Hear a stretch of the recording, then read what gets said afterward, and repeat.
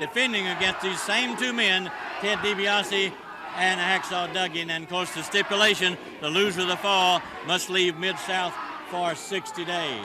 Well, Boyd, I couldn't help but notice how proud that Ted DiBiase, you know how much he covets that North American title. Jim Duggan proud of that new Louisiana title, and yet they're both putting them on the line next week.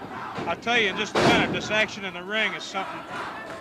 Ted Allen moved out on the offensive right there real quick, but DiBiase's got about 50 pounds of weight on him anyway. And of course, he's not the North American champion by a slouch. I wrestled against him for a long time, and the man is capable. Hacksaw Duggan, a lot rougher around the edges, but in his own way, just as effective. Again, oh, look at that power. He horsed the man up just easy as pie. Ooh, a shoulder breaker. Now that's not a finishing shoulder breaker, but it is a move that'll really take it out of a man. And Duggan definitely punishing his man now. Body language shows he's a little bit unconcerned right here. I know, again, they're thinking of that big showdown next week. I had to ask Grizzly Smith how he managed to get a match like this signed, and all he would do is give me a big smile and kind of pat himself on the back, because everything's at stake, because the loser of the fall between Ted DiBiase, Hacksaw Duggan, Junkyard Dog, and Mr. Olympia, first of all, the belts are at stake. Ooh, great action here. Again, the belts are at stake.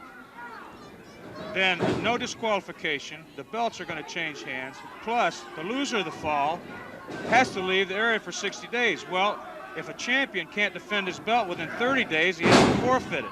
So if DiBiase lost, he'd also not only leave for 60 days, he'd have to forfeit his North American title. Same for Duggan. Same for Olympia with the Mississippi title. And of course, the Dog has got a lot of prestige, plus those tag team titles. And if he has to leave, let's face it, the man's a superstar. The amount of face he would lose would be tremendous. Everybody in the country would be after him, trying to get a piece of him while he's still around. So again, a lot at match. I can understand. Grizzly Smith just says he's calling it a showdown, and I don't blame him, because there's a lot at stake, and somebody's going to have to show.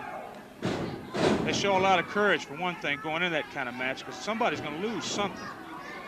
Again, back to this match in action. I'm excited about that match next week myself. I'm just glad I'm not in it. But here, Marty Lunde. Very impressive build. Young man.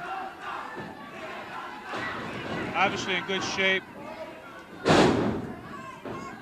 He and Ted Allen make an effective team. It's obvious that they've tagged together for some time.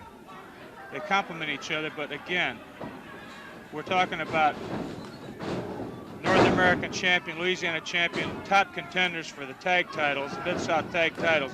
They're wrestling against a very effective team. DiBiase and Hacksaw Duggan. Now, Ted Allen showing some fire. Well, DiBiase took a few punches, went for when the drop kick came, he simply stepped back out of the way. He's a young man, but a very wily veteran in a lot of ways. Of course, coming up in a wrestling family helps. He was watching wrestling matches when he was 3 years old. Ooh, clothesline. That hurts. DiBiase made me about 2 inches taller last year with that move. Oh, the spear! Fantastic move. That Duggan, this is a powerhouse team.